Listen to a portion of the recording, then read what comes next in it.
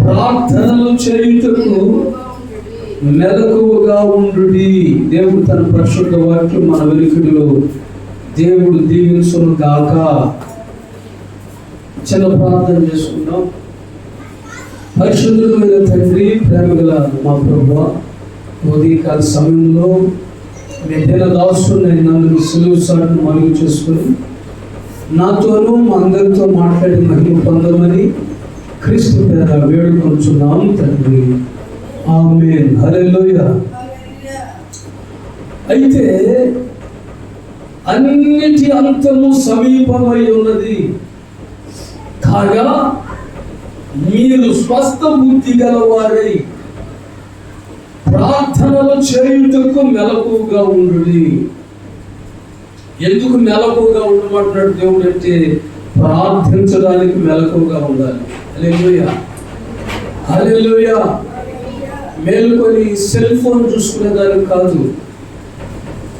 మేలుకొని రాజకీయాల గురించి మాట్లాడుకునేదానికి కాదు, మేలుకొని ఈ ముసలమ్మ ముచ్చట్లన్నీ చెప్పుకునేదానికి కాదు, మేలుకొని ప్రార్థన చేయాలి. హల్లెలూయా. గెత్సెమనే తోటలో యేసు ప్రభువు వారు ఆయన శిష్యులతో చెప్పారు, మీరు శోధనలో ప్రవేశించకుండా నిమిత్తమై మెలకువగలిగి ప్రార్థన చేయండి. అన్నిటి అంతము సమీపించబోతా ఉంది. ఈ లోక నటన గతించిపోబోతా ఉంది. ఈ లోక నటన అంటే శరీరాశ, నేత్రాశ, జీవపు డంబాలు అన్నిటి అంతము సమీపిస్తుంది. హల్లెలూయా, హల్లెలూయా. యేసు ప్రభువు వారు ఏం చెప్పాడు తెలుసా? ఆయన గలిలయ ప్రాంతంలో దేవుని రాజ్యం కూడా సమీపిస్తుందని చెప్పాడు. హల్లెలూయా, హల్లెలూయా. ఈ భూ సంబంధమైనవన్నీ కూడా శరీరాశ, నేత్రాశ, జీవపు డంబాలు గతించిపోతున్న సమయంలో దేవుని రాజ్యం సమీపిస్తుంది గనక మీరు మీ ప్రాచీన స్వభావమును విడిచిపెట్టి నవీన స్వభావమును ధరించుకుని, ఏలయనగా మీరు క్రీస్తుతో కూడా మృతి పొంది ఉన్నారు, సమాధి చేయబడి ఉన్నారు. ఆయన జీవంలోనికి ప్రవేశించు నిమిత్తమై, ఆయన జీవంలో మనం ప్రవేశించాలంటే శరీర క్రియలను సిలువ వేసి వాటిని చంపాలి, డంబాలని చంపాలి, అహంకారం మనస్సుని దూరపరచాలి, దాన్ని చంపివేయాలి. మీరు మీ పితృ పారంపర్యమైన వ్యర్థ ప్రవర్తనను విడిచి, వ్యర్థ ప్రవర్తనది వాటి అంతము సమీపిస్తుంది. వేటి అంతము? ఆకాశము, భూమి నికుటమైన వేండ్రముతో లయమైపోయే రోజులు దగ్గర పడ్డాయి. ఎలాగనగా నోవహు దినాలలో ఎలాగో మనిషి కుమారుడు రాకడము కూడా అలాగే ఉండును. మనుషులు పెళ్లిళ్ళకి ఇచ్చుకుంటా ఉంటారు, పెళ్లిళ్ళు చేసుకుంటా ఉంటారు, తినుచుంటారు, తాగుచుంటారు. వాళ్ళు ఏం పర్వాలేదు, ఆనందంగా ఉండవు. దేవుని ఉగ్రత, దేవుని మరి తీక్షణమైనటువంటి అగ్ని అవిధేయుల మీదగా రాబోతుంది. అయితే దేవుడు ఏమని శ్రమిస్తున్నాడో తెలుసా? మీరు ప్రియులైన పిల్లల వలె దేవుని పోలి నడుచుకోండి.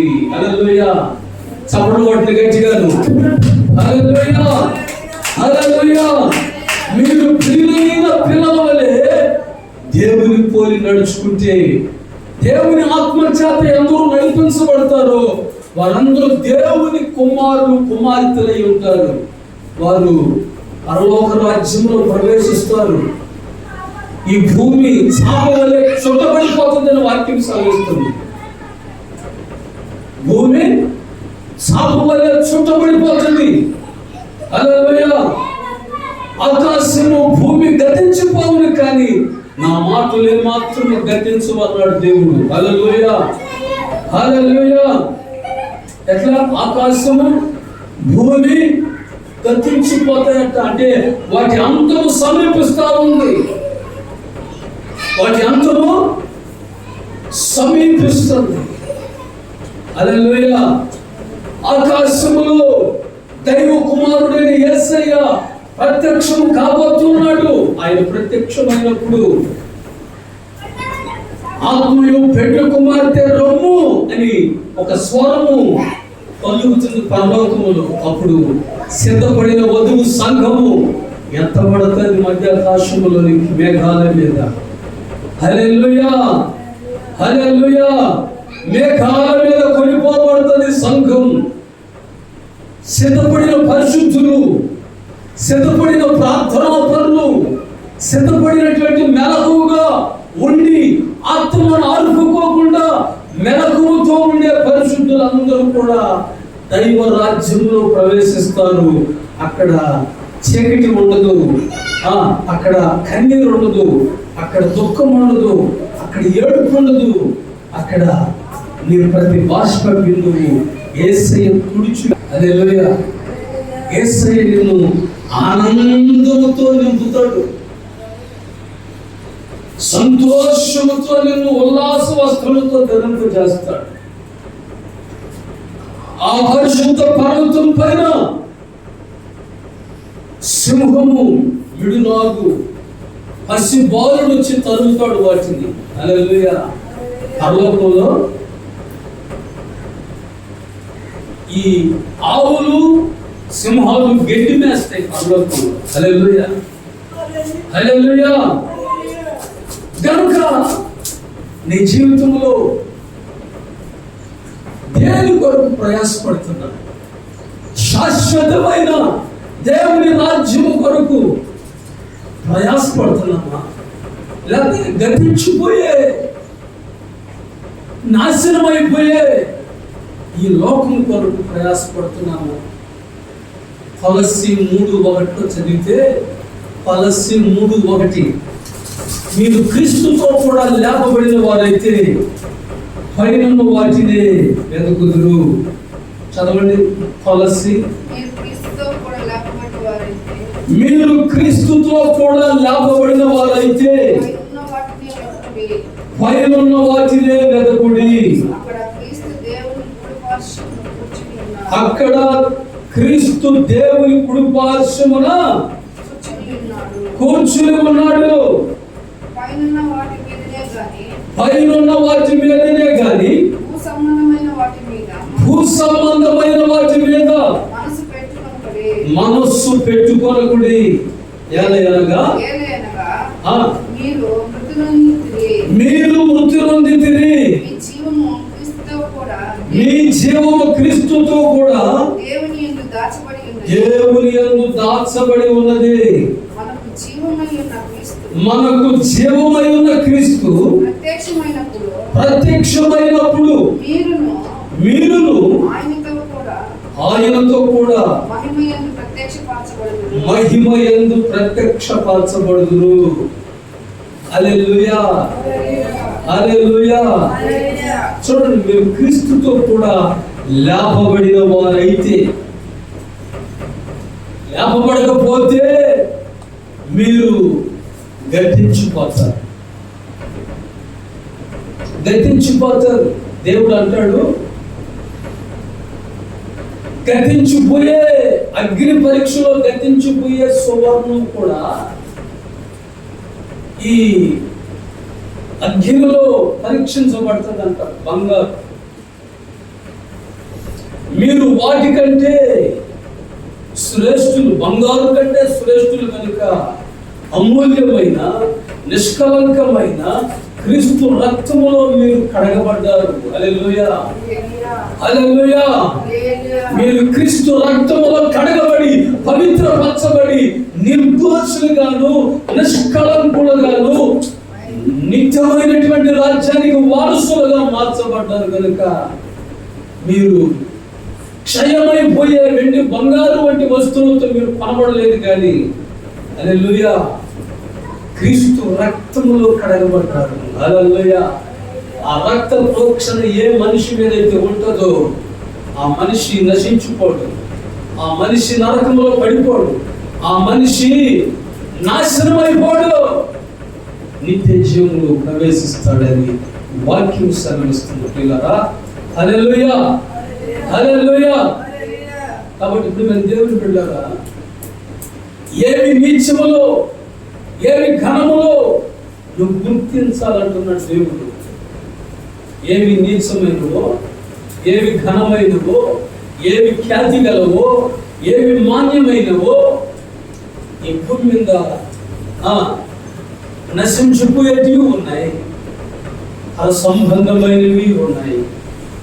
వాటి మీద మనసు పెట్టుకోవాలి. వీటి మీద వెండి బంగారాల మీద మనసు పెంచుకునేది.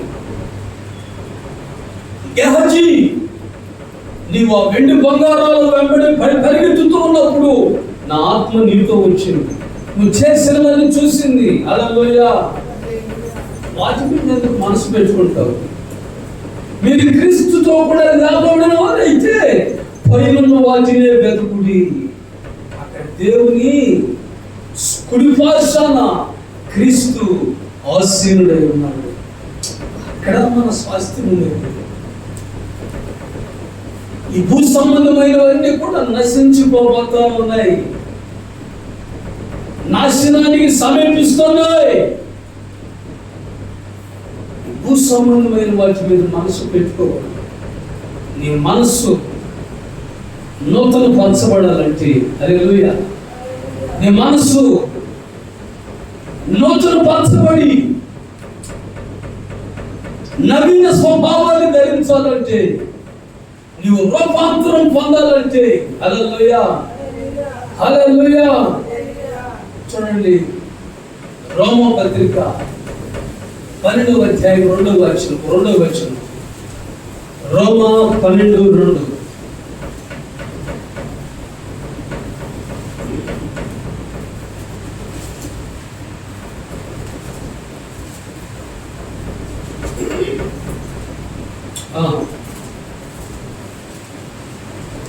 మీరు ఈ లోక మర్యాదను అనుసరింపక ఉత్తమమును అనుకూలమును సంపూర్ణమునైన దేవుని చిత్తమేదో పరీక్షించి తెలుసుకున్నట్లు మీ మనస్సు మారి నూతనమగుట వలన రూపాంతరము పొందుడి. మీ మనస్సు మారి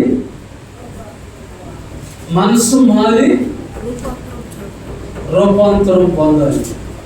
మనసు మారకపోతే నువ్వు రూపాంతరం చెందలేవు. రూపాంతరం చెందాలంటే నువ్వు మనసు మార్చుకోవాలి. హల్లెలూయా, హల్లెలూయా. ఏమిటి మనస్సు? మనస్సు ఏమిటి? మనసులో ఉండేది ఏంటి? హల్లెలూయా. ప్రాచీన స్వభావాన్ని విడిచిపెట్టాలి. ఈ మనసులోనికి రానికూడదు.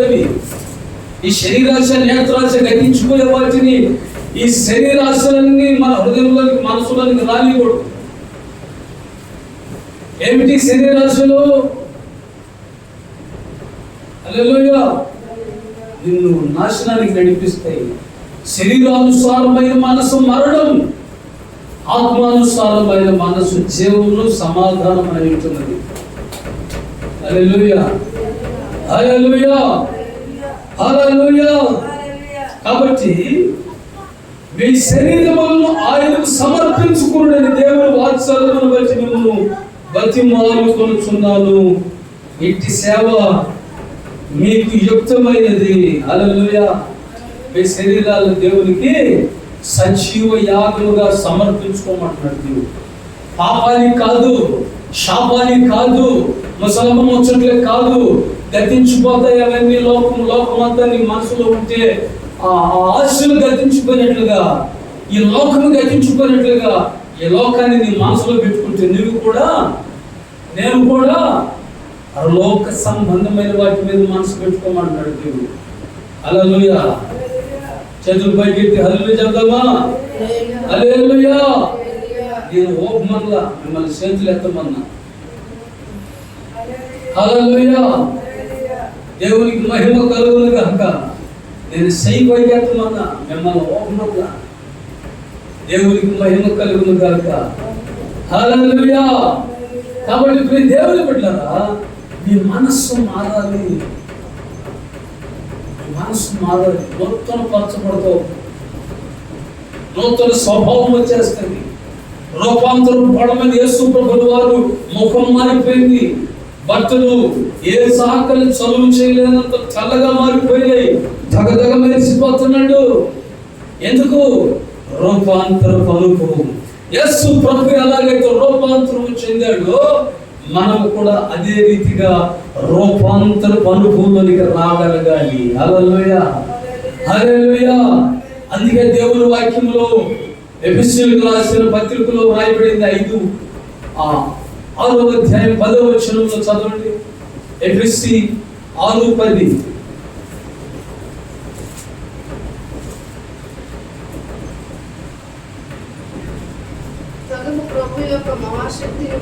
చదువు ప్రభు యొక్క మహాశక్తిని బట్టి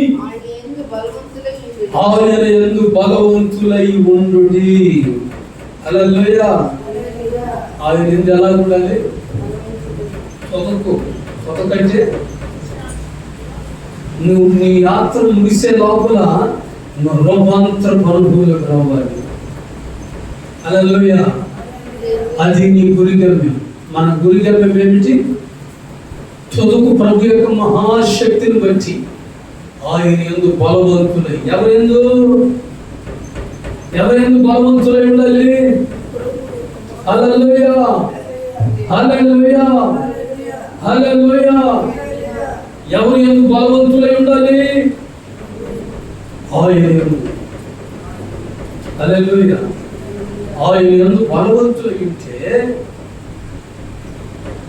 హల్లెలూయా, హల్లెలూయా, హల్లెలూయా. భక్తి యొక్క శక్తి ఆయన యందు బలవంతులై ఉంటే భక్తి యొక్క శక్తి నువ్వు అనుభవించగలవు. యెహోషువ లాగా బలవంతుడై సూర్యచంద్రులను ఆపగలిగాడు. ఆ భక్తి యొక్క శక్తి ఆయన ఎందుకు బలం పొందుతున్నాడు. ఆ బలం ఎంత బలమో తెలుసా? సూర్యచంద్రులను ఆపగలిగింది ఆ బలం. హల్లెలూయా. ఆ బలం, హల్లెలూయా, హల్లెలూయా. ఆ బలం యేసు ప్రభువు వారు సచ్చిన శవాన్ని లేపగలిగింది. ఆ బలం పునరుద్ధాన బలం. హల్లెలూయా. మార్తా, పునరుద్ధానమును జీవమును నేనే.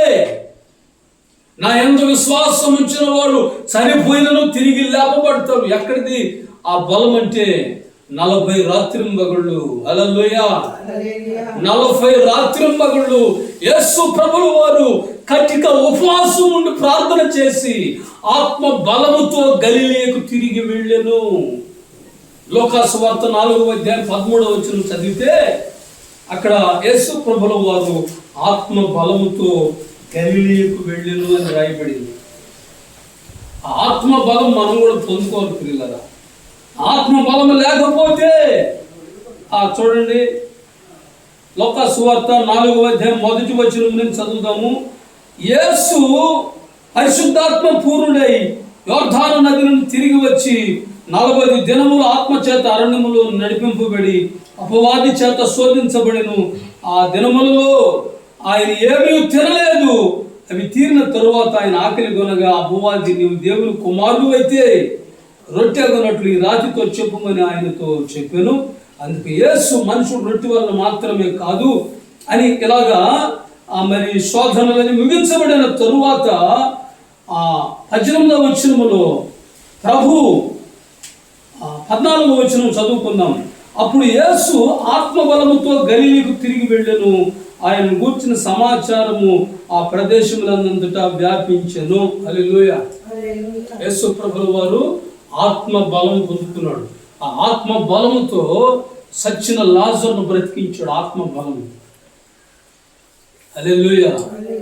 ఆత్మ బలం, ఆ భక్తి యొక్క శక్తి. హల్లెలూయా. ఆత్మ బలముతో 5 రొట్టెలు 2 చేపలు 5,000 మందికి కృతజ్ఞతాస్తుతులు చెల్లించి విరిచి వాటిని 5,000 మందికి పంచిపెట్టాడు ఆత్మ బలం. హల్లెలూయా. ఆ ఆత్మ బలముతో ఆ సముద్రం మీద నడిచాడు యేసు ప్రభు. హల్లెలూయా. ఆ ఆత్మ బలం మనం పొందుకోగలిగే ఎప్పటిలోపల దేవుడు ఒక అవకాశం ఇస్తున్నాడు. తుదకు అన్నిటి అంతం సమీపించింది. ఆ అంతములో సమీపించే ఆ అంతం వచ్చేంత లోపల హల్లెలూయా నీ ప్రాణం కూడా కొనిపోబడే రోజు వస్తుంది ఒక రోజు. అందుకని యేసు ప్రభు అంటాడు యోహాను సువార్త 21వ అధ్యాయంలో, పేతురు నీవు నన్ను ప్రేమిస్తున్నావా? హల్లెలూయా హల్లెలూయా. నీవు ఇప్పుడు బలం కలిగి నీకు నచ్చిన చోటుకి తిరుగుతున్నావు. నువ్వు ముసలివాడివి అయిపోతే నీకు నచ్చని చోటుకి నీ కాళ్ళు కట్టి తీసుకెళ్తారు. ఆ అంతం రాకముందే నేను చెప్పిన నా బాధ్యత, నేను నీకు అప్పగిచ్చిన పరిచర్యంతో తుదముట్టించు అన్నాడు ప్రభు. హల్లెలూయా హల్లెలూయా. పేతురుతో అన్నాడు, నీవు నా పరిచర్య అంతా తుదముట్టించు.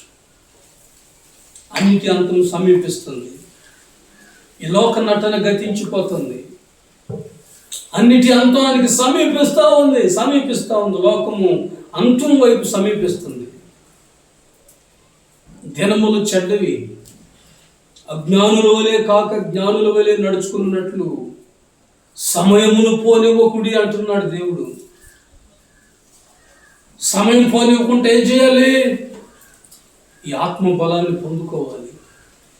హల్లెలూయా హల్లెలూయా హల్లెలూయా. పాత నిబంధన భక్తులు అగ్నిలో వేసేసారు షడ్రక్ మేషక్ అబేద్నెగోల్ని. ఈ ఆత్మ బలం ఏదైతే ఉందో హల్లెలూయా, ఈ ఆత్మ బలంతో నింపబడినటువంటి దైవ సేవకులు షడ్రక్ మేషక్ అబేద్నెగోలు కాలిపోలా. హల్లెలూయా కాలిపోలా. వాళ్ళు అగ్నిలో కూడా కాలిపోలా. కారణం ఏమిటంటే ఆత్మ బలం. హల్లెలూయా చెప్పండి హల్లెలూయా. కాబట్టి ఇప్పుడు మేము దేవుని బిడ్డారా, అన్నిటి అంతం సమీపిస్తూ ఉంది. అంటే ఈ లోక సంబంధమైనవన్నీ అంతమైపోతాయి. ఈ లోక నటన గతించిపోతుంది. ఈ లోక నటనలో చాలామంది నాశనం అయిపోయారు. నటన అంటే ఈ భూ సంబంధమైన నాటకాలు, సినిమాలు కావచ్చు. వాటిలో అనేక మంది నాశనం అయిపోయారు. సినిమాలు చూసి చూసి చూసి వాటిలోనే అంతమైపోయారు. మన జీవితంలో మనం నశించిపోయే జాబితాలో ఉండకూడదు. కానీ మీరు క్రీస్తుతో కూడా లేపబడిన వారు అయితే పైనున్న వాటినే వెతుకుడి. ఏం వెతకాలి మనం? దావీదు ఏం వెతుకుతున్నాడు? నిద్రలేసి హల్లెలూయా దేవుని మందిరాన్ని వెతుకుతున్నాడు దావీదు. వేకువనే లేచి నీ బలమును నీ ప్రభావమును చూడవలనని పరిశుద్ధాలయం ముందు. ఎక్కడ దొరుకుతుంది ఆ బలం అంటే పరిశుద్ధాలయం ముందు దొరుకుతుంది. హల్లెలూయా చెప్పండి, గట్టిగా చెప్పాలి. హల్లెలూయా హల్లెలూయా చెప్పు చందన, హల్లెలూయా చెప్పు పెద్దగా. అందరూ ఒకసారి చెప్పండి హల్లెలూయా. ఎక్కడ దొరుకుతుందా బలం? ఎక్కడ దొరుకుతుంది? చెట్టు దొరుకుతుందా? మటన్ షాపులో దొరుకుతుందా? హల్లెలూయా దేవుని పరిశుద్ధాలయం మందు ఆ బలాన్ని చూస్తున్నాడు పొందుకోవాలని దావీదు రాజు. ఆ బలముతో 10,000 మందిని జయిస్తున్నాడు. ఆ బలముతో హల్లెలూయా.